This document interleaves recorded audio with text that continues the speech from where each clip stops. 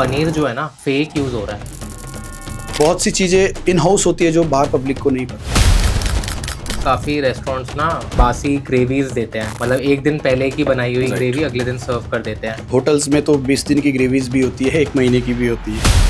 मुझे नहीं लगता कि पैक्ड फूड में वो फ्लेवर हम दे सकते हैं जो हम ऑथेंटिक चीज़ बना रहे इन हैंड। सबसे मेन मुद्दा जो इंडियन रेस्टोरेंट्स का है वो है हाइजीन। अगर आपके पास दबा के काम आ रहा है तो ऑब्वियसली किचन गंदा होगा। कहीं ना कहीं मुझे ये भी लगता है कि हमारी इंडियन किचन जो गंदी रहती है उसका रीज़न ये है कि उनको पता है हमारे ऊपर कोई भी नहीं है, कोई देखने वाला नहीं है। हम किसी अच्छे रेस्टोरेंट में जा रहे होते हैं, हम सोचते हैं अच्छा खाना बन रहा जी। है और पीछे कुछ अलग ही गंद मच रहा होता है। आजकल तो बड़ी सारी चीज़ें ऐसी आ रही है, पास्ता भी हेल्दी आ गए हैं। अगर मैं कह दूँ 2 पिज़्ज़ा खा के करेले का जूस पी लेता हूँ, मेरा फैट कट जाएगा, नहीं कटेगा। इस इंडस्ट्री में मुझे लगता है जितना नॉलेज उतना पैसा। रेस्टोरेंट्स इतने ज़्यादा बंद क्यों हो रहे हैं?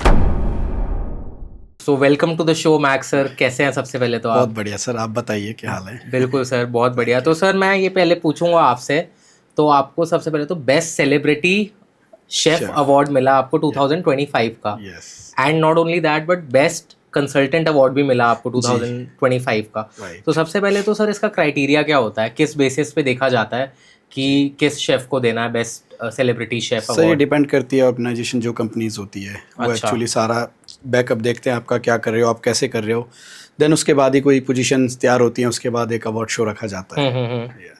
तो बेसिकली फूड कंसल्टेंट, जैसे आप रेस्टोरेंट कंसल्टेंट हो, बेस्ट रेस्टोरेंट चल रहे हैं, राइट। कहीं ना कहीं इनकी टीम देखते रहती है, तो उस हिसाब से ये निकालते हैं। अच्छा जी। तो सर कितने टाइम से आप हैं इस प्रोफेशन में? थोड़ा अपने बैकग्राउंड के बारे में बताइए, थोड़ा इंट्रोड्यूस करिए अपने आप को। इस प्रोफेशन में देखा जाए तो मुझे 15 से 16 साल हो रहे हैं। एक्चुअली मेरा बचपन अच्छा। जो है वो इसी इंडस्ट्री में गुजर गया है, तो करते करते आज मुझे 14 से 15 साल जो मैक्सिमम मुझे हो रहे हैं इस इंडस्ट्री में। बेसिकली ट्रेनिंग से आप कह सकते हो, या बहुत छोटी सी उम्र में ये काम सीख लिया था। देन उसके Right. बाद धीरे धीरे आगे जाके ग्रोथ हुई, आगे जाके ये पता लगा कि होटल मैनेजमेंट भी कोई चीज़ होती है। देन उसके बाद वो हमने की, उसके बाद अच्छी अपॉर्चुनिटी जो मिली, हमने अच्छा काम कैच किया, जो आज इस उम्र में हम बहुत अच्छी ग्रोथ में जो हम निकल रहे हैं। तो बेसिकली यही मेरा मोटिव भी रहता है आगे वाली जो जनरेशन है कि वो कुछ अगर करना चाहती है तो डेफिनेटली हो सकता है, बट आपके अंदर वो जुनून होना चाहिए। बिल्कुल सर, बिल्कुल।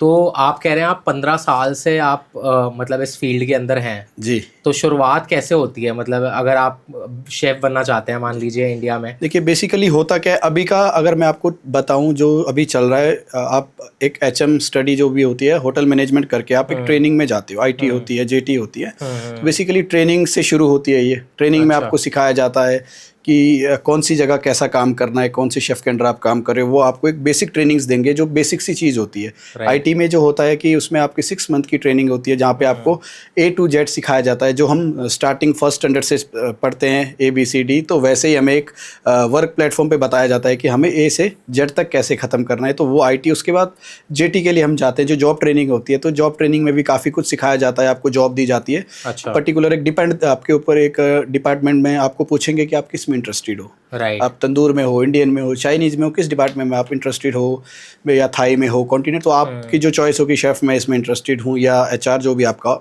इंटरव्यू लेता है, तो देन उस हिसाब से आपको एक ट्रेनिंग बेस पे फिर जॉब भी, बेसिकली जॉब ट्रेनिंग जो होती है वहाँ पे आपको थोड़ा बहुत काम सीखना शुरू आप कर लेते हो उस एरिया। राइट। जी। Right sir. तो सर अब आप मतलब काफ़ी रेस्टोरेंट्स को भी कंसल्ट करते हैं। जी, जी। राइट, एंड आप ऑल ओवर इंडिया करते हैं। जी। तो ये कैसे, मतलब ये कैसे चालू हुआ? ये सर बेसिकली देखिए, इंस्टाग्राम, सोशल मीडिया एक ऐसा प्लेटफॉर्म भी है जो आपको बहुत ऊपर भी ले जाता है और बहुत नीचे भी ले आता है। तो सही बात है। इसी करके मैंने धीरे धीरे जो अपना शुरू किया था, एक कंसल्टेंट, मेरा मॉडर्न कुजिन कंसल्टेंट के नाम से मेरा एक पेज है, जहाँ पे मुझे काफ़ी अच्छी इंक्वायरीज आती थी। अच्छा। तो वैसे ही 1 काम 2 काम 3 कार पकड़ते आज मैं ऑल ओवर इंडिया 10 से 12 रेस्टोरेंट मैनेज करता हूँ, जिसपे मेरी टीम है, मेरा मेन्यू है, मेरे फूड्स रेसिपीज़ वहाँ पे चल रही हैं। अच्छा जी। तो मतलब किसी को भी अगर अपना रेस्टोरेंट चालू करना चाहता है कोई, जी। और चाहता है कि उसके अंदर ट्रेनिंग पूरी दी जाए, सारी Right. चीज़ें स्टाफ को उनके, तो उसके लिए मतलब आपको कांटेक्ट कर सकते हैं, इस तरीके से होता है? जी बिल्कुल बिल्कुल। स्टार्टिंग अगर आप मान लो जस्ट लाइक कोई भी रेस्टोरेंट अपना शुरू कर रहा है, तो वो एक प्लेटफॉर्म मेरा जो बना है पेज, वहाँ पे जाके अप्लाई कर सकता है कि वहाँ पे मेरा नंबर भी है, मेरी मेल्स भी है, वहाँ पे आप मुझे एक बार मैसेज या DM कर सकते हो। देन मैं वहाँ पे स्टडी करके उसके बाद एक हम कॉल पे कम्युनिकेशन कर लेते हैं कि हमें ये टीम चाहिए, ये हमने मेन्यू रखना है। डिपेंड करता है मेन्यू क्या, आप मल्टी कुजीन है या थाई कुजीन रख रहे हो, चाइनीज़ Right. कुजीन की आप कुजीन क्या रखना चाहिए, उस बेस पे टीम आती है, मेन्यू आता है, देन मैं अच्छा। पर्सनली ट्रेनिंग देने जाता हूँ। अच्छा जी सर, इस पे तो बहुत सारी बातें होंगी अभी आगे, जी बहुत जी इंटरेस्टिंग बात है ये। राइट बहुत सारी चीज़ें मैं आपसे जानने वाला हूँ आगे।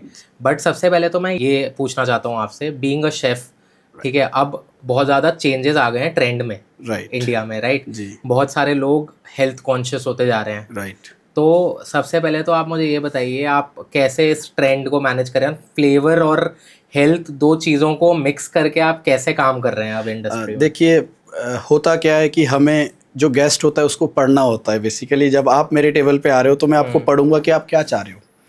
एक हम जब मेन्यू स्टार्ट करते हैं एक रेस्टोरेंट या होटल का, तो बेसिकली उसका हम एक ट्रायल रखते हैं, ट्रायल मेन्यू, जो एक हम सॉफ्ट ओपनिंग भी दे सकते हैं किसी रेस्टोरेंट या होटल को। रेस्टोरेंट को जैसे हम सॉफ्ट ओपनिंग देते थे, जस्ट लाइक एक महीना मैंने उनको सॉफ्ट ओपनिंग दे दी, तो उसमें हम एक मेन्यू लॉन्च करते हैं कि लोगों को क्या पसंद आ रहा है और क्या पसंद नहीं आ रहा है। तो वो भी एक ट्रायल बेस होता है। दो तरह के ट्रायल होते हैं। एक ट्रायल होता है हमने अपने मालिक को खुश कर दिया कि सर हम ये बना सकते हैं, हम इतने पैसे लेंगे। दूसरा ट्रायल होता है कि हमने जिसको खिलाना है वो खुश है या नहीं है, उसको वो चीज़ पसंद आ रही है या नहीं आ रही। तो उसके लिए आप एक सॉफ्ट ओपनिंग रख सकते हो अगर आप सक्सेसफुल रेस्टोरेंट या कैफ़े करना चाहते हो। अच्छा। तो उसमें एक हमें पता लग जाता है कि यार हमारे गेस्ट को क्या चाहिए जो वो हमसे चाह रहा है, कि हम वो दे पा रहे हैं या नहीं दे पा रहे हैं। अच्छा, तो उस तरीके से आप मतलब मैनेज करते हैं, उस तरीके से आप रिक्वायरमेंट्स के हिसाब से ही मतलब जी डील करते हैं, क्योंकि ऑब्वियसली हर एक इंसान आई थिंक डिफरेंट चीज़ चाह रहा होता जी है। देखो, हर किसी के मुंह का टेस्ट हम नहीं पकड़ सकते, राइट।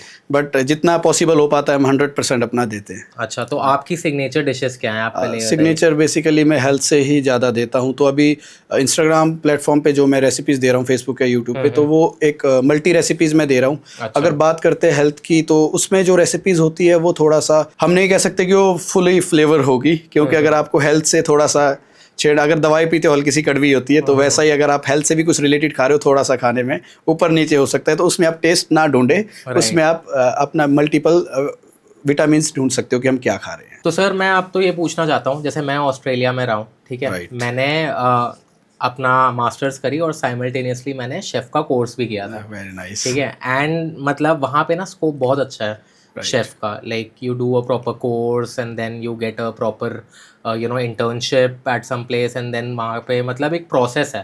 बट मुझे ऐसा लगता है, like you can tell me if I am wrong, मुझे ऐसा लगता है कि इंडिया में ना बहुत ज़्यादा रगड़ना पड़ता है खुद को पहले to be at that level, कि मतलब अगर आपको एक अच्छे 5 स्टार होटल में आपको जॉब चाहिए, या मतलब एक अच्छी होटल में आपको you have to be a chef, right. And उस चीज़ को बहुत डिफरेंट वे में यहाँ पे डील करा जाता है, बहुत डिफरेंट तरीके से चीज़ें होती हैं। सी बेसिकली होता क्या है, इंडिया में अगर आप काम सीख रहे हो तो आपको रगड़ा इसलिए जाता है बिकॉज वो आपको बेस बताते हैं कि बेटा बेस क्या है।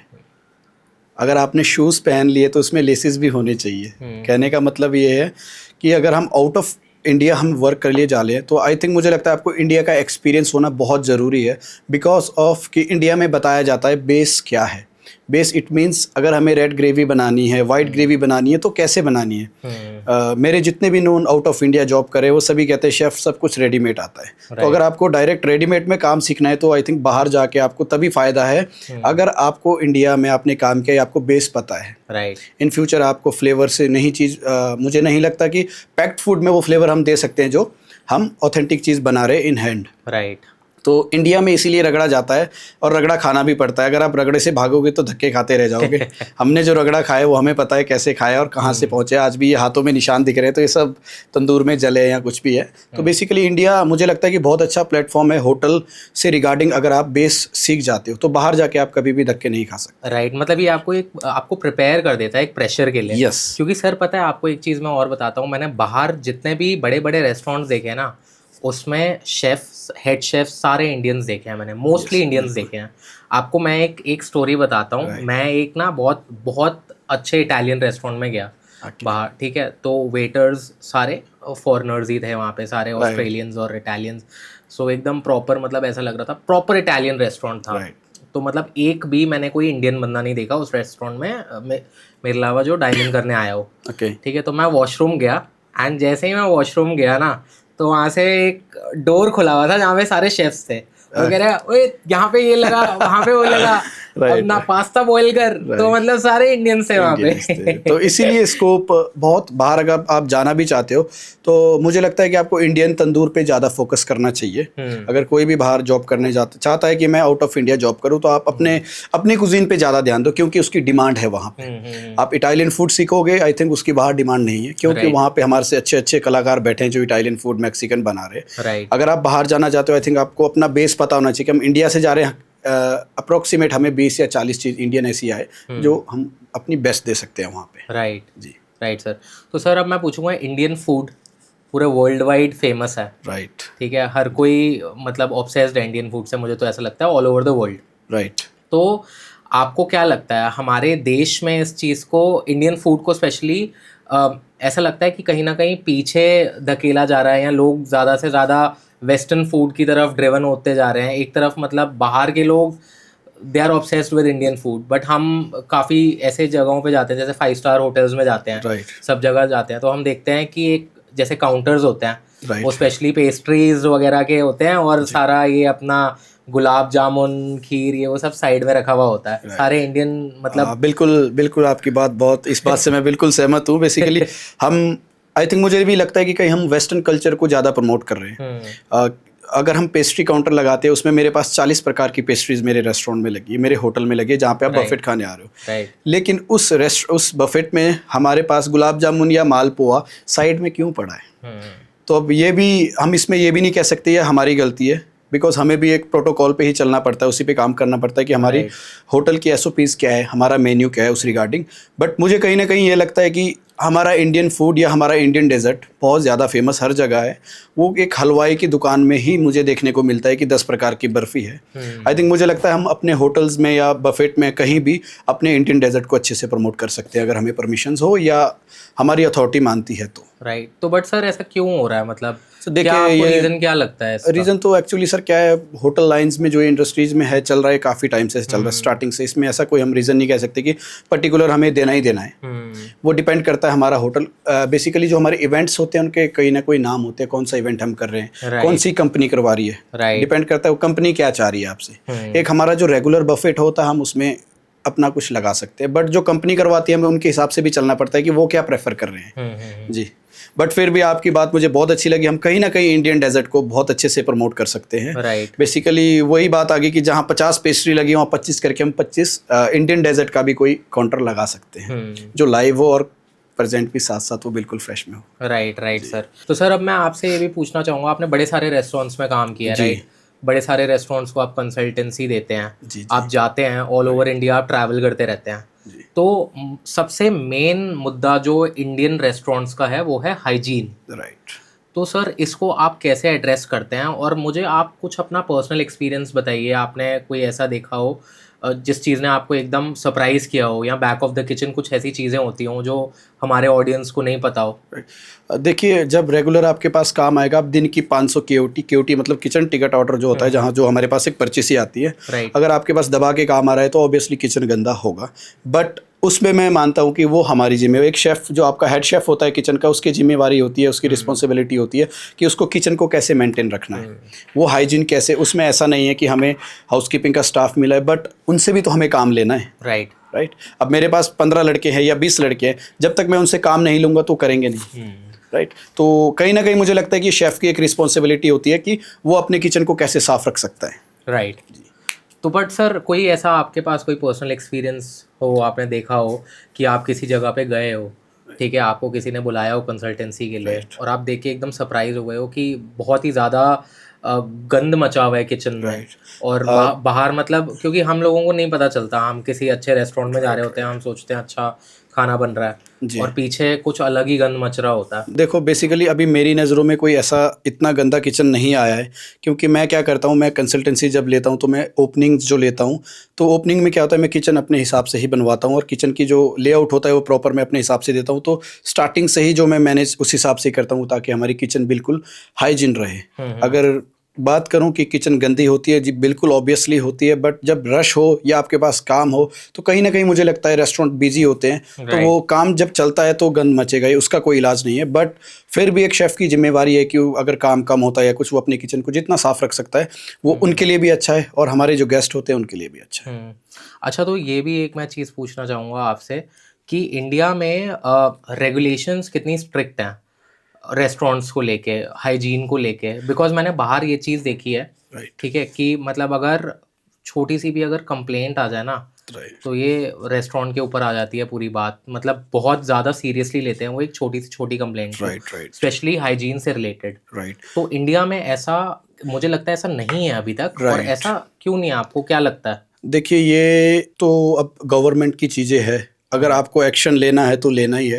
हुँ, आउट ऑफ इंडिया मैंने भी बहुत देखा है, मेरे जो शेफ़्स हैं वहाँ पे वो भी कहते हैं, शेफ़ एवरी डे आप कह सकते हो हमारे पास चेकिंग वाले चलते हैं, एवरी डे हमारे पास हाइजीन वाले आते हैं, नहीं तो वीकली 3 या 4 बार उनका चक्कर होता है। बट अभी तक इंडिया में मैंने भी इतने होटल रेस्टोरेंट में काम किया है, बट ऐसा कहीं नहीं देखा है कि वीकली हमारे पास कोई 2 या 3 चक्कर लगा रहा हो एज़ अ हाइजीन, कि हम उसको जाके चेक तो करें वो कर क्या रहे हैं। तो हुँ, कहीं न कहीं मुझे ये भी लगता है कि हमारी इंडियन किचन जो गंदी रहती है उसका रीज़न ये है कि उनको पता है हमारे ऊपर कोई भी नहीं है, कोई देखने वाला नहीं है। राइट, ये भी एक मुझे बहुत बड़ा कारण लगता है। राइट। जी, क्योंकि मतलब वही मैं जैसे एक इंसिडेंट मुझे याद है कि बाहर एक रेस्टोरेंट में, मैं नाम नहीं लूँगा, राइट, ठीक है? वहाँ पे उस रेस्टोरेंट की कंप्लेंट कर दी गई थी। ओके, वहाँ के जो भी रेगुलेशंस हैं, जो भी स्टैंडर्ड्स हैं, उधर कंप्लेंट कर दी गई। तो नेक्स्ट डे ही वहाँ पे वो लोग आ गए थे, और मतलब इतना ज़्यादा स्ट्रिक्ट रूल फॉलो हुआ था वहाँ पे, वो राइट, रेस्टोरेंट के ऊपर ही आ गई थी बात।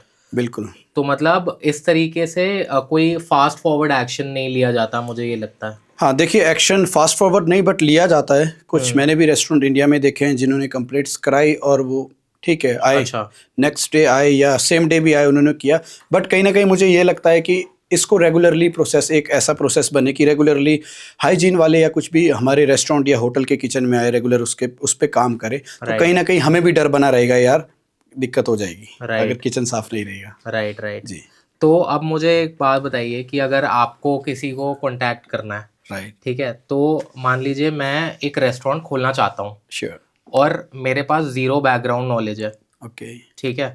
तो बट हाँ, मेरे पास इन्वेस्टमेंट है, सब है, मैंने रेस्टोरेंट राइट। खोल लिया, ठीक है? मैंने कहा कि इंडियन रेस्टोरेंट है, सब कुछ है।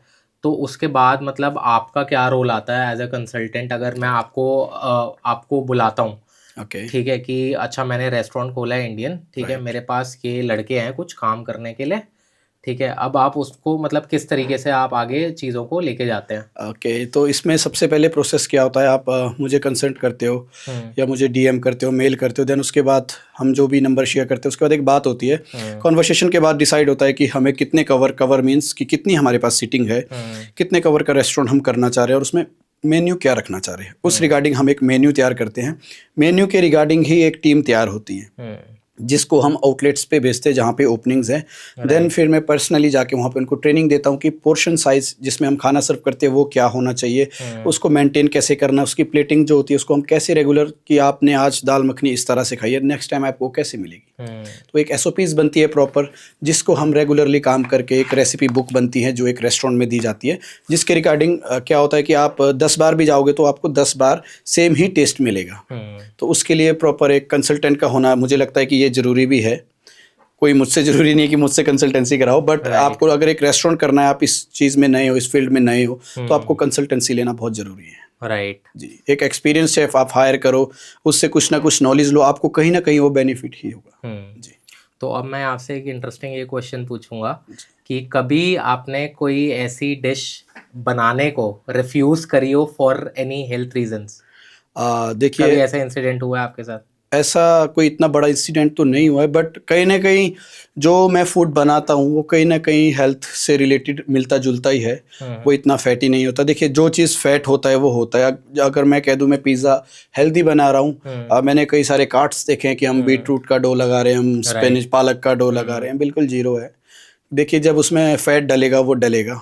आप फिर पालक हुँ, का ही चीज़ बना के डाल लो या बीटरूट की चीज़ बना के डाल लो। हुँ, आप एक बेस को रेडी करने से, और मैं ये भी नहीं कहता कि पिज़्ज़ा अनहेल्दी है, बट आप किसी भी चीज़ को एवरीडे कंज़्यूम करोगे अनहेल्दी है। राइट, आप दिन में पानी 3 लीटर पीते हो, एक दिन 6 पी के देख लो, वो भी अनहेल्दी है। राइट, तो किसी चीज़ को हम रेगुलरली कंज़्यूम कर रहे हैं तो हमारे लिए खतरा ही है। राइट, उसमें कहीं न कहीं कोई न कोई बीमारी है। बिल्कुल। जी, तो ऐसा नहीं है कि हेल्थ पे नहीं, जो अगर एक शेफ़ है तो शेफ़ एक डॉक्टर भी है, जो हुँ, आपको खाने से बता भी देगा आपको कितना किसमें फैट है, कितना कैलोरीज़ मिलेगा, इसमें कितना विटामिन्स मिलेगा। बिल्कुल। जी। तो सर आजकल तो बड़ी सारी चीज़ें ऐसी आ रही है, पास्ता भी हेल्दी आ गए हैं। जी देखिए, मुझे ऐसा नहीं लगता कि पास्ता हेल्दी कोई ऐसा वर्जन बना है अभी तक जो अच्छा। मेरा एक्सपीरियंस कहता है। वही वाली बात जो मैंने अभी थोड़ी देर पहले की कि पिज़्ज़ा का बेस हमने बीट रूट का बना दिया, वो हेल्दी हो गया, बिल्कुल भी नहीं हुआ। बट आप उसमें जो ऊपर से फैट डाल रहे हो वो तो उसी में है, राइट। उसको कैसे हेल्दी करोगे आप? कोई पालक की चीज़ बना के डाल दो तो मैं मानता हूँ कि वो हेल्दी है। तो आई थिंक इस चीज़ को प्रमोट करना कहीं ना कहीं गलत है कि यहाँ पे बीट रूट का पिज़्ज़ा मिलता है, बीट रूट का बेस है, चारकोल बेस है या आपके पास स्पेनिश का बेस है, तो आई थिंक कहीं ना कहीं उसको प्रमोट करना गलत है। फिर बिकॉज उसमें हम फैट डाल रहे हैं बहुत सारा। राइट। चीज़ जब उसमें जा रही है तो ऑब्वियसली चीज़ में कैलोरीज फैट बहुत है बट उसमें। चीज़ के भी कितने सारे ऑल्टरनेटिव्स आ गए हैं। देखिए बहुत सी चीज़ें, लो बट है फैट तो चीज़ आ गई हैं कितनी। लो फैट चीज़, कितना लो फैट कर लोगे आप? कितना फैट लो कर लोगे उससे? राइट।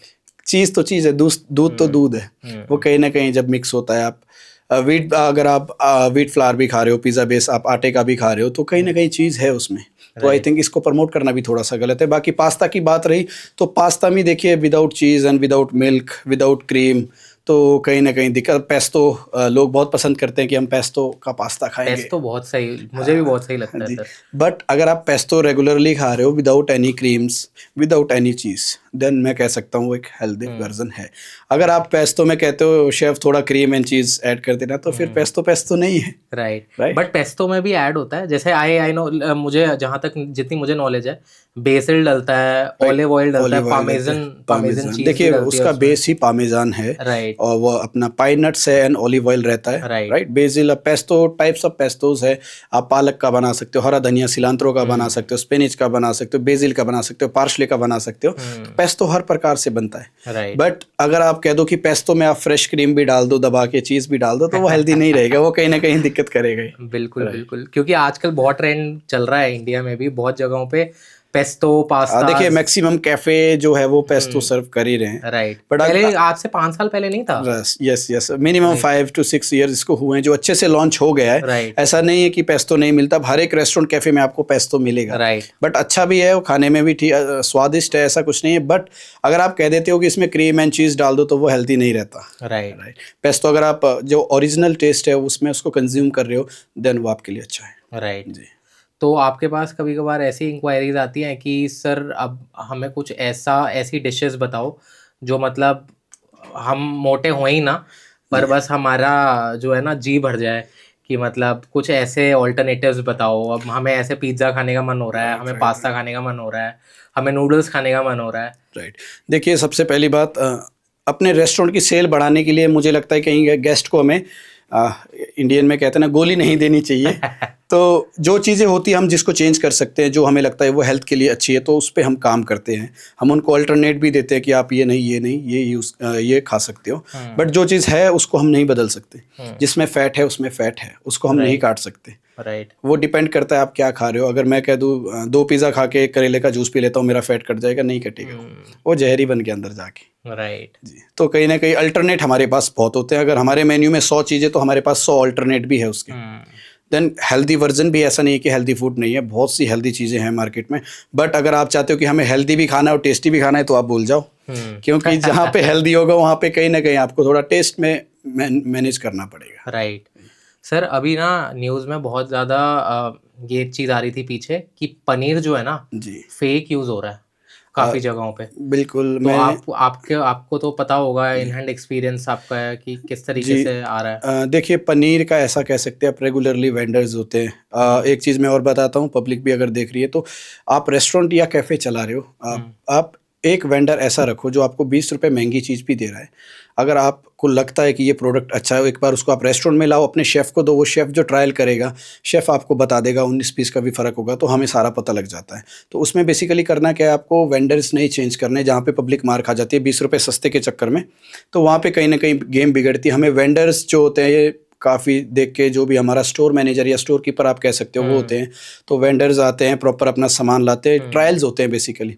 होटल्स क्यों नहीं मार खाते? इसीलिए क्योंकि 2-2 महीना 3-3 महीना ट्रायल्स ही करवाते हैं। राइट। वो 20 जगह से पनीर मंगवाएंगे, 20 जगह का पनीर का ट्रायल होगा, वो जो भी केमिकल यूज़ करेंगे किचन में, वो चेक करेंगे या ठीक है, खाने लायक है या नहीं है, उसकी लाइफ शेल्फ लाइफ क्या है। तो उस हिसाब से चीज़ें यूज़ होती है, जो बहुत सी चीज़ें इन हाउस होती है जो बाहर पब्लिक को नहीं पता। राइट। तो वो कहीं ना कहीं ऐसा नहीं है कि अगर एक 5 स्टार होटल को 5 स्टार रैंक मिला है तो वो ऐसे ही नहीं मिला है। उसके लिए उसने बहुत मेहनत की है, बहुत सारी चीज़ें वो प्रोटोकॉल में करते हैं जो हम बाहर से नहीं देख सकते। अंदर अगर मैं बात करूं तो मुझे लगता है कम से कम 30 से 35 बंदा उनका स्टोर ही संभालता है, जो सिर्फ सब्जियां धोते हैं, डेयरी यूज़ करते हैं, उनका कोल्ड स्टोर संभालते हैं। तो वो होटल के अंदर ही होता है, वो कैफ़े रेस्टोरेंट में नहीं हो सकता। राइट। तो इसीलिए वो 5 स्टार रैंक उसको ऐसे नहीं मिलता। उसके लिए उसने बहुत सारी चीज़ें, प्रोटोकॉल जो है उसने अपने सेट कर रखे हैं। राइट। जी। क्योंकि सर मैंने ये भी देखा है कि काफ़ी रेस्टोरेंट्स ना बासी सब्जियां दे देते हैं, बासी ग्रेवीज देते हैं, मतलब एक दिन पहले की बनाई हुई ग्रेवी अगले दिन सर्व कर देते हैं। तो आपके साथ ऐसा कभी आपके रेस्टोरेंट में कभी ये चीज़ हुई हो? देखिए, अगर मैं बात करूं होटल्स की, तो होटल्स में तो 20 दिन की ग्रेवीज भी होती है, 1 महीने की भी होती है। अच्छा। बट उनका एक सिस्टम होता है कि उसको हमने कैसे पकाना है, कितने टेम्परेचर पे उसको हमने फ्रीज़ में रखना है। बेसिकली वो डीप फ्रीज हो जाती है, फ्रीज़र जो होते हैं हमारे रूम उसमें वो चले जाती है। हम 1 महीना भी ग्रेवी को स्टोर करते हैं। बट हमें उस चीज़ का पता होता है कि वो लोग कहते हैं कि पुरानी ग्रेवी टेस्ट नहीं देगी, ऐसा नहीं होता। हमें पता है हमने कैसे टेस्ट मेंटेन करना है, और जो उसमें प्रिजर्वेटिव डल रहे हैं या उसमें हम कुछ भी चीज़ डाल रहे हैं वैसा कुछ भी नहीं होता। ऑथेंटिक चीज़ होती है, लेकिन हम उसको एक फ्रीज़ कर देते हैं। हमें पता होता है कितने टेम्परेचर में सेट रहेगी, कब हमने इसको निकालना है, कैसे हमने इसको यूज़ करना है। क्योंकि होता क्या है, होटल्स में बेसिकली आपके पास 400 कवर का रेस्टोरेंट है, 400 लोग एक बार बैठ रहे हैं, उधर 2000 बंदों की पार्टी भी चल रही है। राइट। तो इंस्टेंट हम इतना खाना नहीं बना सकते, तो कहीं ना कहीं हमें भी बैकअप रखना पड़ता है। अच्छा। जी। तभी आई थिंक काफ़ी इंडियन घरों में मम्मियाँ हमें कहती हैं कि बाहर का खाना मत खाया कर, राइट। पुराना होता है। देखिए, माँ तो माँ ही होती है। अगर माँ कहती है तो ठीक है, बट ऐसा नहीं है। अगर हम लोग आपसे दाल मखनी के 600 रुपये ले रहे हैं या 500 रुपये ले रहे हैं, बट हम उसको बिल्कुल मेंटेन भी हमने कर रखा है कि उसको हमने कैसे देना है या कैसे सर्व करना है। राइट। तो वो कहीं ना कहीं हमें भी वो चीज़ें चुभती है कि यार हम किसी से 600 रुपये ले रहे हैं, उसको चीज़ अच्छी ना आ जाए। मेरा जो पर्सनल एक्सपीरियंस है, मैं जो खुद खा सकता हूँ मैं वही गेस्ट को खिलाता हूँ, जो मुझे लगता है कि यार ये खाने लायक है, इसको हम दे सकते हैं। तो ऐसा रहता है। राइट। तो बेसिक यार किचन में जो फूड की अगर मैं बात करता हूँ कि फूड कैसे सेफ रहता है या कैसे फूड को हम मेंटेन करके रखते हैं, तो बेसिकली हमारे पास जो शेफ़ होते हैं, अब जो हम सीनियर्स, एक लेवल होता है इसमें, लेवल चलते हैं एग्जीक्यूटिव शेफ़, सूस शेफ़, सीनियर सूस शेफ़, कॉर्पोरेट शेफ़, हर एक डिपार्टमेंटल शेफ़ होते हैं। तो वैसे ही इनके एक सीनियर CDPs होते हैं जो एक चीज़ को मेंटेन करके रखते हैं। इनकी सैलरीज अच्छी होती हैं, बट इनका काम सिर्फ होता है फूड को कैसे मेंटेन करना।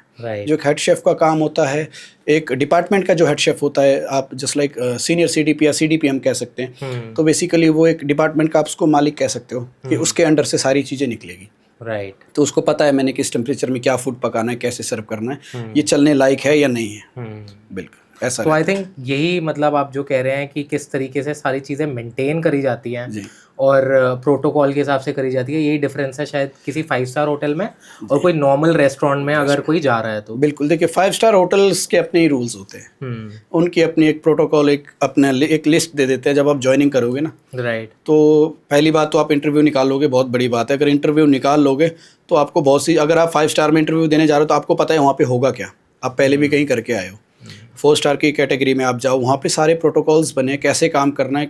अगर आपको 8 घंटे की शिफ्ट दे रखी है तो उसमें आपको प्रॉपर पता होगा कि हमें कितना काम करना है, कैसे काम करना है। हर एक चीज़ के लिए हर डिपार्टमेंट में लड़के होते हैं या जो भी हमारे कीपर्स रहते हैं, सारे हर एक डिपार्टमेंट में दिए जाते हैं, किसी के ऊपर इतना प्रेशर भी ना पड़े।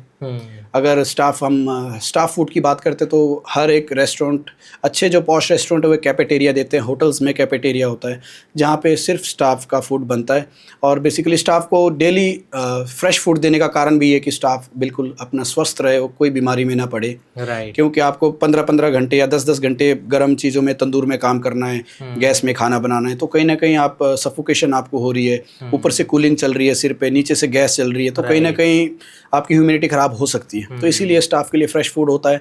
हर एक चीज़ हाई टी का टाइम एक अलग होता है जिसमें आपको स्नैक्स दिए जाते हैं, चाय दी जाती है। तभी कहते हैं फिल्म इंडस्ट्री के बाद अगर कुछ आ गया तो वो होटल इंडस्ट्री है, जो फिल्म इंडस्ट्री के बाद आती है।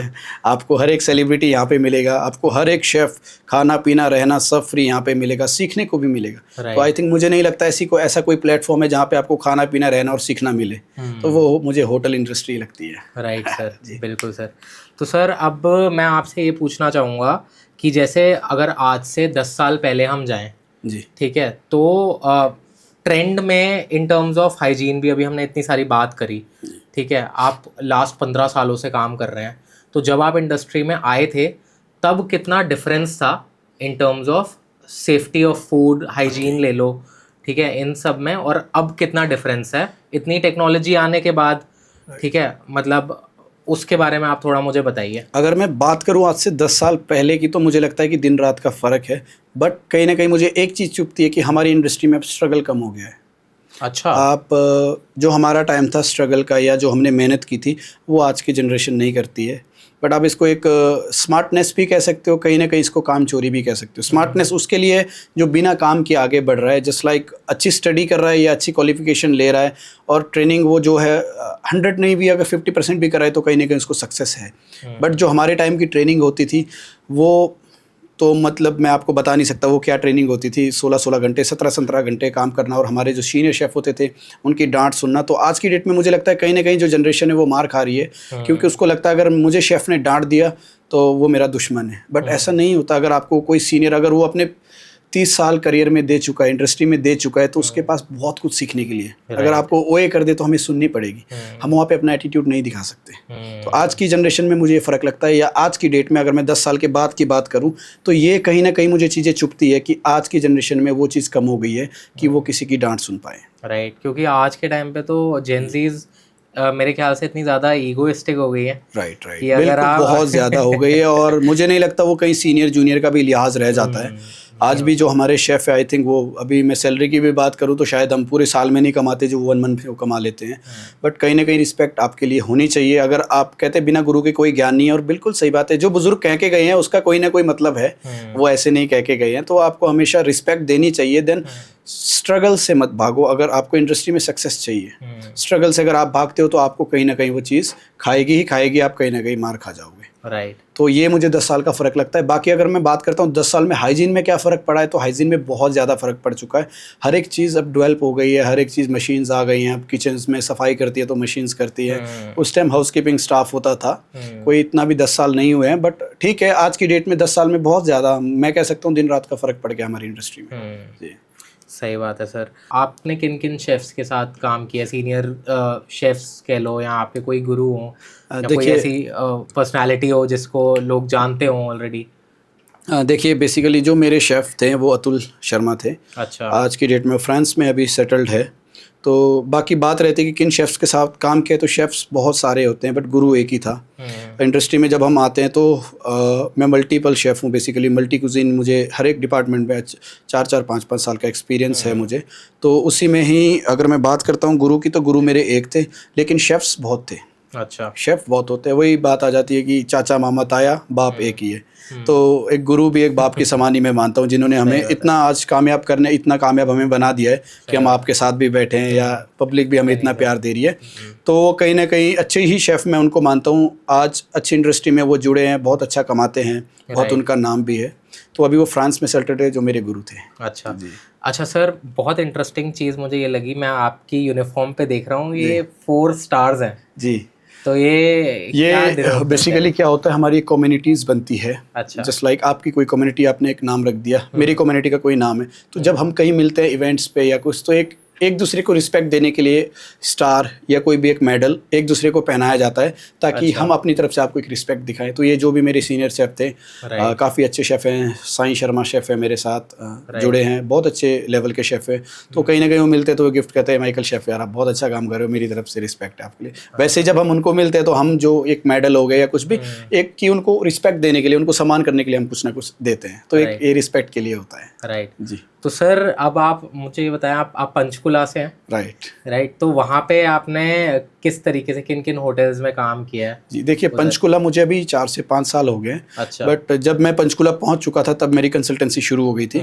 तो वहाँ पे मैं अच्छे क्लब्स ओपन करवा रखे हैं मैंने, और मेरे पास रेस्टोरेंट है वहाँ पे, क्लाउड किचन्स है। अच्छा। हरियाणा भी मेरे पास, रोहतक में भी काम है मेरे पास, हिमाचल में भी कैफ़ेज़ एंड रेस्टोरेंट्स हैं जो मैं मैनेज करता हूँ। जी, नाइस। तो अभी मेरे पास आपका नोएडा में, तो अभी प्रोजेक्ट मेरी एक बात चल रही है, जल्दी शायद नोएडा भी आऊँगा। अच्छा। देन मेरे पास गाज़ियाबाद में है, मेरठ में है प्रोजेक्ट, जो मैं देखता हूँ सारे। अच्छा, नाइस। तो मतलब अब आप ऑल ओवर इंडिया मैं सारी सर्विसेज देता हूँ अपनी, जिसी को टीम से रिगार्डिंग हो गया, मेन्यू, फूड, शेफ ट्रेनिंग, कोई भी पर्सनल ट्रेनिंग भी, किसी को होम घर पे आगे भी ट्रेनिंग चाहिए हम वो दे देंगे, कोई दिक्कत नहीं है। तो कभी मास्टर शेफ पे नहीं गया आप? सोचा नहीं कभी आपने? मास्टर शेफ का मैं आपको बताता हूँ, मास्टर शेफ क्या चीज़ है। मास्टर शेफ में हम नहीं जा सकते, उसमें आप जा सकते, पर आप भी नहीं जा सकते क्योंकि आपने प्रोफेशनली कोर्स कर रखा है। बेसिकली मास्टर शेफ जो बना है वो बना है just like advocates, police officer, जिनको फूड का कम, या होम शेफ्स। तो मास्टर शेफ में हमारा कोई काम नहीं, बिकॉज हमें अच्छी नॉलेज, या नॉलेज भी कह सकते हो कि हमें नॉलेज है। तो अगर आप एक शेफ हो, ऑलरेडी सर्टिफाइड शेफ हो, या फिर आप नहीं, हम नहीं जा सकते, तो नहीं जा सकते मास्टर शेफ हम में? सिर्फ आपको ट्रेन करने आ सकते हैं। अच्छा, जो बैक एंड एरिया होता है वहाँ पे हम शेफ को ट्रेन करते हैं, जो आप कंटेस्टेंट हो हम आपको ट्रेन करते हैं आके, ऐसा रहता है। तो वहाँ पे हम नहीं जा सकते बिकॉज हम पहले से हमें काम आता है, तो वहाँ कहीं ना कहीं दिक्कत होती है।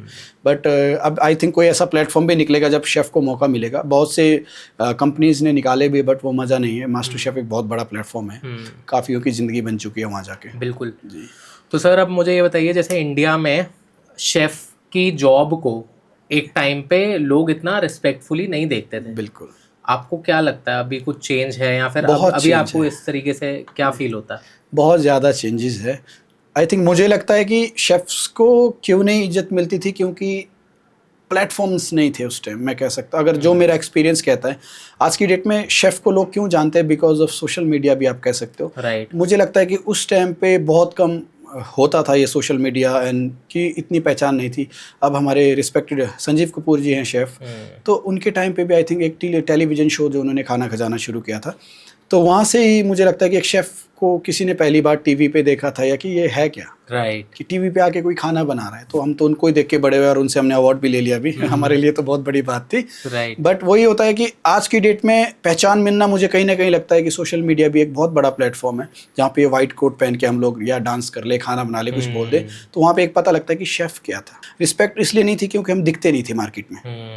कौन है, क्या करता है भाई, खाना बनाता है, ठीक है, अच्छा। राइट। तो जो खाना बनाता है वो बर्तन भी धोता है। लोगों की मेंटेलिटी क्या थी, सही बात शेफ है, अच्छा बर्तन धोता होगा। सही बात है। तो उन लोगों के लिए मेरे पास जवाब पता क्या होता था उस टाइम, कि मैं वहाँ पे काम करता हूँ जहाँ 800 का पास्ता होता है और मैं डेली खाता हूँ। तुम आ जाओ, आप लोग डेली 800 का पास्ता खा लो आके। राइट। तो मेरे मन में जवाब होता था, बट नहीं दे सकते थे। सही बात है। आज अपन कोई पूछता है कि यार शेफ बर्तन भी धोते हैं, ऑब्वियसली धोते हैं यार, ऑफ कोर्स। आप घर में खाना खाते हो, बर्तन नहीं धोते।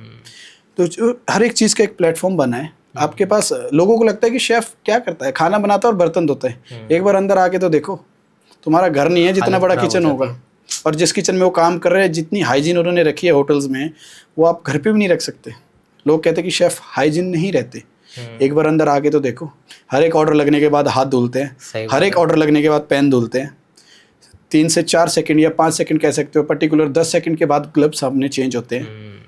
हर एक वेजिटेबल, हर एक नॉन वेज को भी आप कह सकते हो एक केमिकल में धोया जाता है, जो पर्टिकुलर फसाई के उससे पास हुआ था कि हम केमिकल से हार्ड वेजिटेबल अलग धोई जाती है, सॉफ्ट वेजिटेबल अलग धोई जाती है। तो हर एक चीज़ अंदर हाइजीन की अगर बात करते हैं, तो मैं वही कहता हूँ कि एक बार अंदर आओ, देखो क्या होता है अंदर, तो आपको पता लगेगा हाइजीन क्या चीज़ होती है। सही बात है सर, बिल्कुल सही कह रहे हैं आप, क्योंकि मैं भी थोड़ा बहुत एक्सपीरियंस है मुझे भी किचन में काम करने का, बहुत ज़्यादा तो नहीं है। आपके जैसे ही किसी सीनियर शेफ के अंडर मुझे भी एक्सपीरियंस मिला था, तो हालत तो टाइट हो जाती है एवरी टाइम। मतलब एक तो जब बिजी हो जाता है रेस्टोरेंट, तब तो आपको ना इधर का होश रहता है ना उधर का, फिर छोटी छोटी गलतियां हो जाती है तो गालियां अलग सुनने को मिलती है। देखिए गालियां अगर आप सुन लेते हो ना अगर गालियां आप सुन लेते हो तो आपको फिर आपको कहते हैं ना नैया पार है, तो फिर वैसा ही है कि आपकी नौका पार है, आप सीधा पार हो जाओगे। बट सुननी पड़ेगी अगर आप एक चीज़ करना चाहते हो। मैं एक ही चीज़ कहता हूँ कि लाइफ में अपना टाइम वेस्ट मत करो, कोई भी हो। अगर आपको लगता है कि मुझे एज अ शेफ़ वर्क करना है, तो आप उस चीज़ में तभी घुसना अगर आप स्ट्रगल, घर परिवार, भाई बहन की शादी, चाचू का बर्थडे, मामू का बर्थडे भूल सकते हो तभी। बिकॉज ऑफ हम इंडस्ट्री वाले टाइम नहीं दे सकते अपने परिवार को। राइट। स्ट्रगल टाइम पे एक ऐसा टाइम आता है जब हम उनको समय दे सकते हैं, लेकिन कुछ टाइम हमें ऐसा होता है कि हम ये शादी ब्याह सब हमें भूलना पड़ता है। बिकॉज ऑफ हमें तो ये डर रहता था, आज हमने छुट्टी कर ली, कल क्या बना लेंगे शेफ़, और हम नहीं सीख पाएंगे। अगर आज हम यहाँ पे बैठे हैं तो आई थिंक यही रीज़न है कि हमारे अंदर डर था। अगर आपके अंदर डर है तो आप कुछ भी कर सकते हो, अगर आपके अंदर डर नहीं है तो आप फिर कुछ भी नहीं कर सकते। सही बात है। तो वो आपको ये थोड़ी सी कुछ सेक्रीफाइसेस करने पड़ेंगे लाइफ में, फ्रेंड सर्कल और आपका गर्लफ्रेंड्स, चलो आपकी अपनी पर्सनल लाइफ, आप जो मर्जी करो। बट मैं एक ही चीज़ कहता हूँ, अगर आप स्ट्रगल करना चाहते हो तभी होटल लाइन में आना है, क्योंकि आपसे बहुत मेहनत मांगता है। राइट। आपको ये पैसा एक टाइम आने पे देगा। अगर आप कहते हो यार हमें ट्रेनिंग में इतने पैसे मिल रहे हैं, काम साला 24 घंटे ले रहे हैं, ठीक है कोई बात नहीं, लेकिन आने वाले टाइम पे जो लाखों में खेलोगे वो। राइट। इस इंडस्ट्री में मुझे लगता है जितना नॉलेज उतना पैसा, जितना एक्सपीरियंस उतना पैसा। आप अगर एक प्रॉपर्टी को कहते हो मुझे 1 लाख रुपए सैलरी चाहिए, वो आपका CV देख के बता देगा। एक छोटा सा ट्रायल होता है या वाइवा, सीनियर पोस्ट पे वाइवा होता है, कम्युनिकेशंस करते हैं आपस में, तो वही चीज़ होती है। तो सैलरी आप 1.5 लाख भी ले लो कोई दिक्कत नहीं, 2 लाख भी है सैलरी, 3 लाख भी है। लेकिन आपका स्ट्रगल आज की डेट में क्या, एक एग्जीक्यूटिव पोस्ट होती है, एक सीनियर शेफ़, वो 5-5 साल में लड़के बन रहे हैं। अच्छा। सिर्फ 5 साल में, जहाँ हमें लग गए हैं 16 साल 15 साल बनने में, वो 4 से 5 साल में एक हेड शेफ़ की पोस्ट पे आ गए। वाह। क्योंकि वही अगर 10 साल की मैं बात करूं, जो आपने कहा तो 10 साल में ये चेंज हो गया है। हमारे जो सीनियर शेफ थे, जो एक एग्जीक्यूटिव शेफ बने थे भाई, वो 30 साल की नॉलेज लेके आए थे, 30 साल का एक्सपीरियंस लेके आए थे। हम ही 15 साल में एग्जीक्यूटिव बन गए। तो अब जो जनरेशन है वो 5 साल में 3 साल में एग्जीक्यूटिव शेफ बन रही है। और मैक्सिमम इंडिया में रेस्टोरेंट क्यों बंद हो रहे हैं, कारण क्या है? यही बच्चे शेफ, नॉलेज नहीं है। नॉलेज बिल्कुल भी नहीं है। अब आप ये रखो ना, 5 साल में आपने क्या देख लिया? अगर आपने पर्टिकुलर एक प्रॉपर्टी में 1 साल भी काम किया, 5 साल तो हमें फर्स्ट कॉम ही पहुंचने में लग जाता है। First com in the sense कि जहाँ पे हम खड़े होकर खाना बना सकते हैं, कि हमें एक शेफ़ जो हमें जिम्मेवारी दे सकता है, बेटा खाना तू बनाएगा, वहाँ हम 5 साल में पहुँचते। आज की जनरेशन क्या करिए, 5 साल में कहती है हम प्रॉपर्टी चला लेंगे, आप लगाओ 1 करोड़ रुपये लगाओ, हम चला देंगे। अरे जो पैसे लगा रहा है वो तो बर्बाद हो गया। सही बात है। कल को आपको हमने ऊंची आवाज़ में कुछ बोल दिया ऑनर, फिर वो ऑनर को गलत कह देते हैं कि ऑनर गलत है। आई नो कि ऑनर कहीं ना कहीं गलत, अगर फ्रेशर ऑनर है, नया ऑनर है, उसको नई चीज़ का पता है, तो वहीं पे कंसल्टेंट काम आते हैं। एक्सपीरियंस शेफ़ वहीं पे जो कंसल्टेंसी लेनी होती है, वहाँ पे ज़रूरत पड़ती है कि शेफ़ ये चीज़ कैसे हो सकती है, आप बताओ, मैं इंडस्ट्री में नया हूँ, इसको हम कैसे कर सकते हैं। तो वहाँ पे ही 10 साल की चेंजेस में यही देख रहा हूँ मैं, कि जो एक हाई पोस्ट जो हम ले रहे हैं 15 साल में या 20 साल में, वो आजकल 3 से 4 साल या 5 साल में हाईएस्ट ले रहे हैं। तो कहीं ना कहीं मुझे रीज़न यही लगता है कि रेस्टोरेंट कैफ़े बंद होने का कारण यही है कि हमने अनएक्सपीरियंस बंदे को एक ओपनिंग पकड़ा दी अपनी दुकान की, या अपने होटल की चाबी पकड़ा दी कि शेफ़ आप चलाओ। राइट। तो कहीं ना कहीं ये रीज़न है कि हमारे इंडिया में रेस्टोरेंट होटल मैक्सिमम बंद हो रहे हैं। अगर हमारे दिन के 100 खुल रहे हैं तो आई थिंक दिन के 50 बंद भी हो रहे हैं। नहीं सर, बिल्कुल। हर एक दूसरा आदमी फूड बिजनेस में घुसना चाह रहा है, ठीक है, वो घुस रहा है, बट वो क्या करता है, और सबसे बड़ी चीज़, 1 करोड़ रुपए मैंने अपने रेस्टोरेंट में लगा दिए, मैंने 1 करोड़ का अपना रेस्टोरेंट बनाया, लेकिन मैं डर जाता हूँ 3 लाख का 4 लाख का कंसल्टेंट हायर करने में, फिर वो 1 करोड़ रुपए आपके वेस्ट है। जहाँ आपने 1 करोड़ लगा दिया वहाँ 3 लाख भी लगा दो आप। जो बंदा आपको सिखा के जाएगा, वो आपको एक नॉलेज दे के जाएगा, आई थिंक वो 3 लाख आपको चुभेंगे नहीं। राइट। मैं कोई अपनी प्रमोशन नहीं कर रहा कि कंसल्टेंसी लो, बट मैं आपको एक चीज़ बता रहा हूँ, जब आपने 1 करोड़ रुपए लगा दिया तो आप वो 3 लाख लगाने से क्यों डर रहे हो? 1 करोड़ रुपए आपने दीवारों को दिया है, 3 लाख एक बंदे को दे दो जो आपको दीवार संभालने की एक पावर दे के जाएगा कि कैसे संभालनी है दीवार। सही बात। तो ये मुझे कहीं ना कहीं चेंजेस लग रहे हैं अभी। नहीं सर, ये आई थिंक बहुत ही सही आंसर, बहुत ही अच्छा आंसर था कि रेस्टोरेंट्स इतने ज़्यादा बंद क्यों हो रहे हैं। राइट। रेस्टोरेंट्स बंद होने का कारण ऑलवेज शेफ को ही कहते हैं, बट मुझे कहीं ना कहीं लगता है, मैं ये नहीं कह रहा हूँ कि मैनेजमेंट में मतलब इशू है कहीं ना कहीं। जब आप एक हायरिंग कर रहे हो, आप उसका एक्सपीरियंस नहीं देख रहे हो। आज की डेट में देखिए, टेस्ट हर कोई दे देगा। राइट। टेस्ट भी देखना है हमें, नो डाउट कि हमें टेस्ट नहीं देखना है, बट मुझे लगता है कि टेस्ट के साथ हमें देखना है कि रिस्पॉन्सिबिलिटी क्या है, उसकी जिम्मेवारी क्या रहती है। राइट। तो टेस्ट ठीक है, नो डाउट, आज की डेट में इंस्टाग्राम, यूट्यूब, हर एक प्लेटफॉर्म पे हम भी रेसिपीज़ देते हैं, मुझे पता है, बट मैं सभी को कहता हूँ कि अगर आप होटल इंडस्ट्री में ये रेसिपीज़ यूज़ करोगे तो आपको कहीं ना कहीं दिक्कत करेगी। ठीक है, 100 आदमी एक रेसिपी 100 तरीके से बनाएगा, हर कोई मेरी रेसिपीज़ नहीं बनाएगा। अब मुझे कमेंट्स भी आते हैं, chef you are wrong, this is not good recipe. ठीक है, मैं बोलता हूँ कि आई एम रॉन्ग, बट मैं बहसूँ किसके साथ, मैं किसको समझाऊँ कि बेटा भी जिस फील्ड में तुम हम बहुत पहले थे। ठीक है, वही बात होती कि एक टेस्ट 100 बनाने वाले अगर 10 होंगे तो 10 टेस्ट देंगे, एक टेस्ट नहीं दे पाएंगे। तो हर एक प्लेटफॉर्म पे कहीं ना कहीं 19-20 का फर्क, हर एक बंदे का अपना काम होता है, आपका अपना तरीका है खाना बनाने का, मेरा अपना मेथड अलग है ना। आई थिंक इंग्रेडिएंट्स आपको सेम भी दे देंगे, पर 10 लोग 10 अलग तरीके से वो चीज़ बना देंगे। हम शेफ क्या करते हैं, हम ये कोशिश करते हैं कि हम अपनी तरफ से क्या बेस्ट कर सकते हैं। फ्यूज़न जो फूड चल रहा है वो क्या है, अगर हम इंडियन फ्यूज़न करें, बात आ जाती है, या मैं नेपाल का फूड लेके आऊँ इधर, तो मैं उसको इंडियन टच तो दूंगा ना। आप ऑथेंटिक नेपाली फूड नहीं खा सकते। बहुत हेल्दी फूड है, अगर मैं हेल्दी फूड की आप बात करते हो तो मैं बताता हूँ नेपाल का फूड खाना का। अच्छा। बिल्कुल, मैं अभी लाइफ में फर्स्ट टाइम नेपाल गया 2 महीने पहले। क्या खाना खाते हैं यार वो, मैं अच्छा। ज़िंदगी, मेरा बैकग्राउंड नेपाल से है, बट मैं लाइफ में फ़र्स्ट टाइम गया क्या हेल्दी फूड खाते हो। मतलब उनकी दाल कोई प्याज नहीं, कोई टमाटर नहीं, अच्छा। मस्टर्ड ऑयल में बना रहे हैं। उनकी सब्जी कोई प्याज नहीं, कोई टमाटर नहीं। मतलब जब दाल और चावल खाओगे ना, अब तो दाल यहाँ पे आती है, हाँ, वो एक अपना ही फ्लेवर है। थकाली कहते हैं उसको, थकाली खाना। अच्छा। हाँ, थकाली फेमस हो रहा है, आपको पता है वो इंडिया में भी यहाँ पे बहुत ऑब्वियसली फेमस हो मैं रहा है। हिमाचल में कैफ़े खुलवा चुका हूँ थकाली के। अभी आई थिंक इधर दिल्ली में मजनू का टीला। यस, मजनू का टीला में मैक्सिमम थकालीज बेच रहे हैं वो। राइट। बहुत ऑथेंटिक चीज़ है वो। हाँ। वो आटे को पानी में पकाना, कुक करना, ढीडो बोलते हैं उसको नेपाल में। Oh nice. उसमें देसी घी डाल के खाना, तो ऑथेंटिक फूड अगर मैं कहता हूँ भाई, वो हेल्दी खाना खा रहे हैं। अब हमें नॉर्थ इंडिया में क्या आदत पड़ गई है, जब तक देगी मिर्च गरम मसाला खाने में ना पड़े, हमें खाना खाना ही नहीं लगता। सही बात है। फिर आप कहते हो ये हेल्दी नहीं है। बट आप ठीक है, एक टाइम फैट खाओ, बट एक टाइम ऐसी चीज़ भी खाओ जिससे फैट कम हो, सही या वो मेंटेन रहे, बैलेंस्ड रहे। बट हमें वो चाहिए ही नहीं। हर एक इंडियन को खाने में देसी घी चाहिए, उसके सही बिना बात है। दाल नहीं गलेगी। उसमें मसाले दबा के चाहिए। मसाले नहीं हो तो छोटू खाना ठीक नहीं है, ढाबे वालों को डांट देते। रेस्टोरेंट में आएंगे, chef your food is not good sir, reason भाई मसाले ही नहीं इसमें। राइट। तो कुछ एरिया होटल्स क्या करते हैं, ऑथेंटिक टेस्ट देने की कोशिश करते हैं। हमें होटल में 2 या 3 मसाले दिए जाते हैं। शेफ आपको देगी मिर्च, धनिया पाउडर, हल्दी में काम कर रहा है, इसमें फ्लेवर दो। शेफ और एक कुक में फ़र्क हो। सही बात। कुक भी बेसिकली क्या होता है, कुक भी होटल में होते हैं।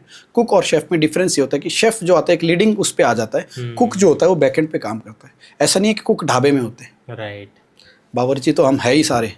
ढाबे वाला भी बावर्ची है, एक 5 स्टार वाला भी बावर्ची है। शेफ तो चलो शेफ एक अपग्रेडेड लेवल हो जाता है yes, of cook. Right. Chef को अगर मैं कहता हूँ शेफ क्या है, तो शेफ एक अपग्रेड बंदा है जो एक ऐसे प्लेटफॉर्म पे पहुंच गया है, वो आपको लीड भी कर रहा है, एक एसओपी जो बननी शुरू है वो भी तैयार कर रहा है, एक सिस्टमेटिक आपसे वर्क भी ले रहा है। कुक क्या करता है, कुक मतलब कुक खाना बना रहा है, कुकिंग कर रहा है, वो बैकएंड वाला कुक कह सकते हो आप उसको।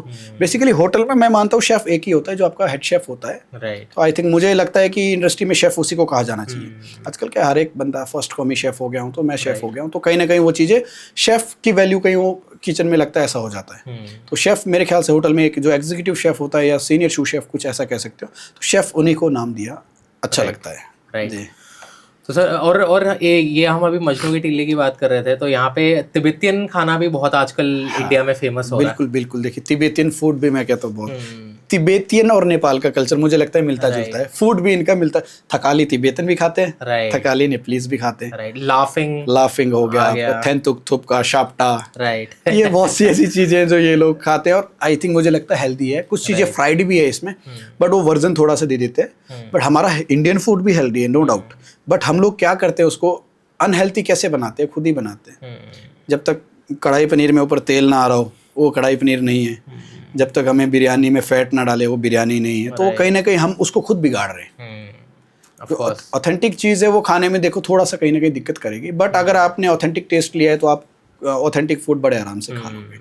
तो वैसे ही तिब्बतियन फूड है, झोल मोमो बहुत खाते हैं। हाँ, झोल मोमो बेसिकली कहते हैं अपना नेपाल से है, बट बैकग्राउंड थोड़ा सा मुझे लगता है कि उसका तिब्बत से ही था, तो वहीं से शुरू हुआ था। बट नेपाल ने उसको बहुत अच्छी पहचान दी है, क्योंकि झोल मोमो जो है नेपाल से ही चलता है, मुझे ऐसा लगा।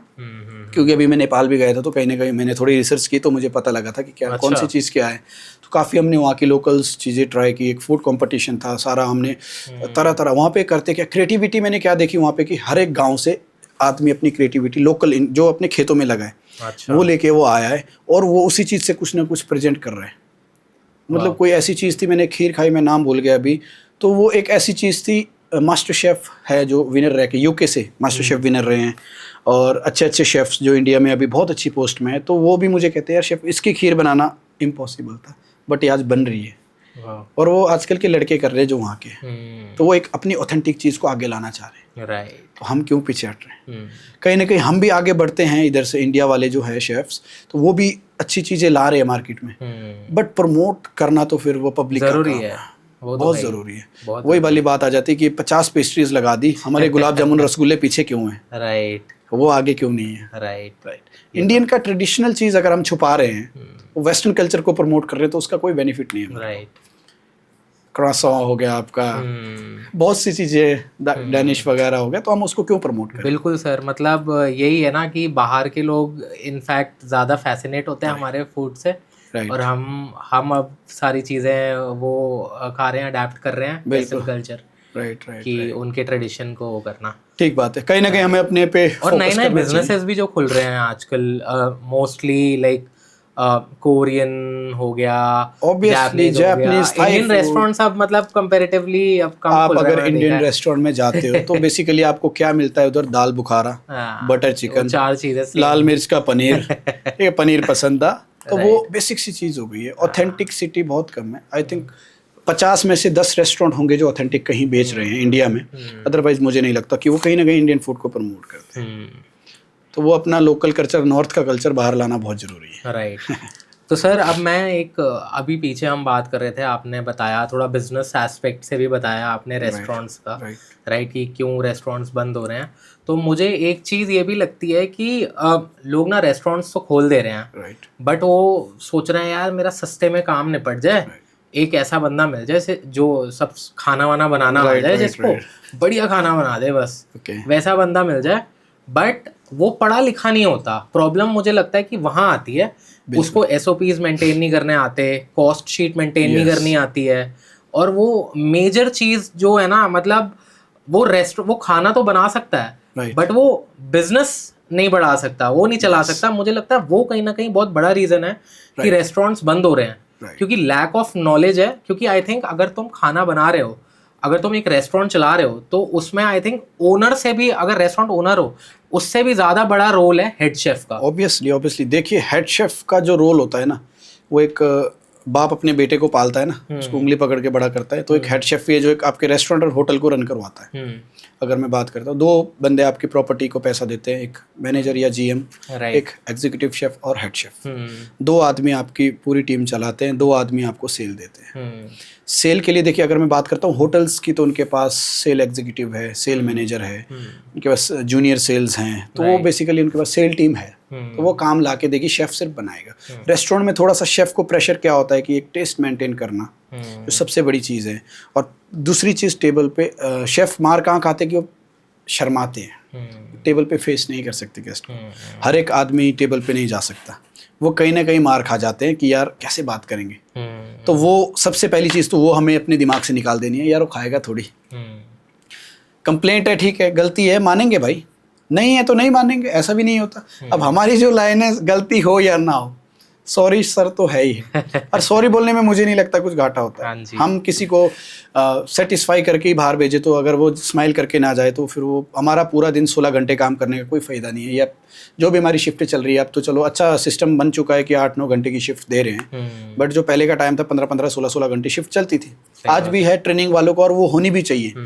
उनको पता लगना चाहिए कि ये चीज़ क्या है, कैसे मेहनत की जाती है। अगर एक शेफ़ बन रहा है, हेड शेफ़ बन रहा है, तो क्यों बन रहा है, उसने क्या मेहनत की होगी। अगर मैं बात करता हूँ, स्टडीज़ बहुत ज़्यादा ज़रूरी है। अगर कोई कहता है 10वीं पढ़ के हो जाएगा, ठीक है, हो जाएगा, नो डाउट, बट आपका माइंड फिर उतना शार्प होना चाहिए कि आप 10th के बाद ये कर सकते हो। नहीं तो क्वालिफिकेशन बहुत ज़्यादा, प्रैक्टिकल एक साइड रख दो। राइट, जहाँ पे आपको पेन ने काम करना हो, पेन ही काम करेगा, वो प्रैक्टिकल काम नहीं कर पाएगा। आप बनाना एक जगह, उसको प्रेजेंट करना एक जगह, लेकिन उसको एक्सप्लेन कैसे करना है वो कौन बताएगा, वो पढ़ाई बताएगी। मेरे पास 2 अंग्रेज आ जाते हैं, मुझे नहीं पता लगेगा मैंने क्या बात करनी है, व्हाट इज दिस, राइट, मैं क्या बोलूँ, कढ़ाई paneer, fried paneer add gravy, कहीं ना कहीं ये बंदा यहाँ पे फंस जाता है। एलर्जीज होती है कितनी, 100 पल्ले। अब वेगन फूड नहीं पता था, लोग डिस्टर्ब हो जाते हैं कि वेगन फूड क्या है। अब वो कहते हैं भाई वेगन फूड खाना है हमें, आप क्या दे सकते हो शेफ़ बना के। अब एक 5 स्टार का मतलब क्या है, एक 4 स्टार का मतलब क्या है। जब एक आप होटल में जा रहे हो, जब गेस्ट ने हमसे कोई चीज़ मांग ली ना, हम उसको मना नहीं कर सकते। राइट, आप अगर उससे एक रूम के लाख रुपए ले रहे हो, या एक रूम के आप उससे 30,000 रुपये ले रहे हो, तो हम उसको कैसे कह दें ये चीज़ हमारे पास नहीं है। सही बात है। ये 5 स्टार बोलने के लिए 5 स्टार है, बट बहुत सी चीज़ें हमें मेंटेन करनी पड़ती है। अगर आप मेरे पास एज अ गेस्ट आ रहे हो, आप मुझे कहोगे शेफ वेगन फूड खाने में मना कैसे कर दूँ। नहीं, वैसे तो नहीं होता, कभी बहुत रेयर चांस होता है कि हम किसी चीज़ को मना करें, बट अगर हम मना करें तो क्यों करें, रीज़न बताओ। सही बात, वाई क्यों नहीं। आपका इतना बड़ा होटल है, आप 300 रूम का होटल है, आपके पास वेगन फूड क्यों नहीं, आपके पास ये चीज़ क्यों नहीं है। बट 5 स्टार जो प्रॉपर्टी है उनके पास ऐसा बहुत रेयर होता है, वो हर एक चीज़ आपको प्रोवाइड करवा के देंगे। एक अगर आप 5 स्टार में जा रहे हो, वहाँ पे जिम भी है, शॉपिंग मॉल भी है, वहाँ पे स्पा भी है, हर एक चीज़ आपको अंदर ही मिलेगी। मतलब आपको ऐसा लगेगा कि यार हम सारी फैसिलिटीज़ हमारे को अंदर ही में, चाट पापड़ी भी है, दही बल्ला भी है वहाँ पे, गोलगप्पे भी मिलेंगे आपको, गुलाब जामुन भी मिलेंगे, वेस्टर्न फूड्स भी मिलेगा, सी फूड्स भी, तो 5 स्टार तभी बना है वो। राइट। तो हर एक चीज़ आपको वहाँ प्रोवाइड कराई जाती है। इसीलिए वहाँ पे कोई ये आपको ना सुनना, हमारी लाइन में क्या होता है कि ना नहीं होनी चाहिए, नो नहीं, सिर्फ yes, yes sir, definitely, done, right. ये 4-5 वर्ड जो हमें कंटिन्यू सिखाए जाते हैं ट्रेनिंग के टाइम, जो हमें बोलने हैं। Right. No issue sir, no problem sir. और यही चीज़ आई थिंक मुझे लगता है कहीं ना कहीं सक्सेस की तरफ हमें बढ़ाती है। जिसके मुंह पे ना या नो आ गया, वो कहीं ना कहीं मार, हॉस्पिटैलिटी इंडस्ट्री में तो वो काम कर ही नहीं सकता, नो तो है ही नहीं हमारी लाइन में। यस, यस ही हमेशा करो कि जो भी है, यस, स्माइली फेस, दैट्स यही रहता है।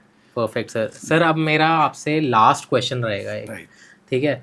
तो मैं बड़े सारे ऐसे रेस्टोरेंट्स में जाता हूँ और मैं देखता हूँ यार इनके शेफ भी चेंज हो रहे हैं, बट वो टेस्ट इनका वही रहता है। राइट। टेस्ट में ज़रा सा भी फ़र्क नहीं पड़ता। कुछ ऐसे रेस्टोरेंट्स हैं। राइट। तो ऐसा कैसे होता है? एक तो उनकी फिक्स्ड आई थिंक वो रहता होगा। राइट। देखिए मैं बताता हूँ उसमें क्या रहता है, जिस तरीके से खाना बनता है। राइट। बट जब एक रेस्टोरेंट ओपन होता है या एक होटल ओपन होता है, तो उसमें क्या होता है, एक ट्रायल्स चलते हैं, जो मैंने पहले भी बताया। ट्रायल्स का मतलब कि फूड ट्रायल, 10 वेंडर से 10 चीज़ें आई, 10 चीज़ों को हमने 10 बार बनाया, उसमें से एक रेसिपी फाइनल हो जाएगी जो सबको पसंद आएगी, और वो रेसिपीज राइटिंग में होगी। एक एसओपी बनती है जिसको हम एक रेसिपी को कितना ग्राम क्या डालना है, एक रेसिपी बुक बन जाएगी प्रॉपर।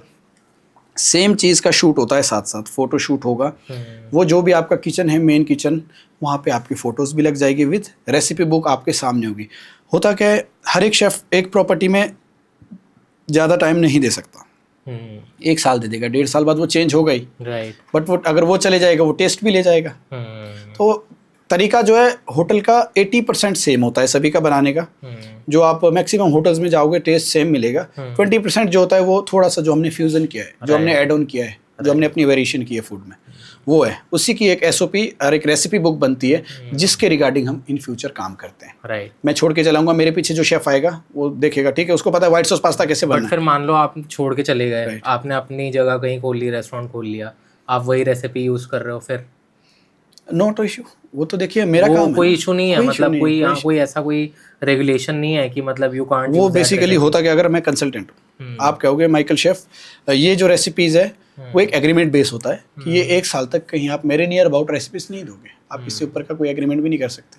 फिर मैं आपसे पैसे मांग लूंगा, मुझे दो भाई 4 लाख रुपए, मैं नहीं देता, मैं घर बैठ जाता हूँ। वो भी तो चीज़ है ना, वो भी तो चीज़ है। मुझे आप 5 लाख रुपए दे दो, मैं घर बैठ जाता हूँ, नहीं दूंगा ये रेसिपी बार। बट एक वो हम एग्रीमेंट पे काम कर सकते हैं कि ये हमने एग्रीमेंट बनाया है, इस पे हम 1 साल तक ये रेसिपीज नियर अबाउट कहीं भी नहीं देंगे। तो ऐसा हम एक एग्रीमेंट बना सकते हैं, बट वैसा नहीं होता है। अच्छा, इंटरेस्टिंग सर।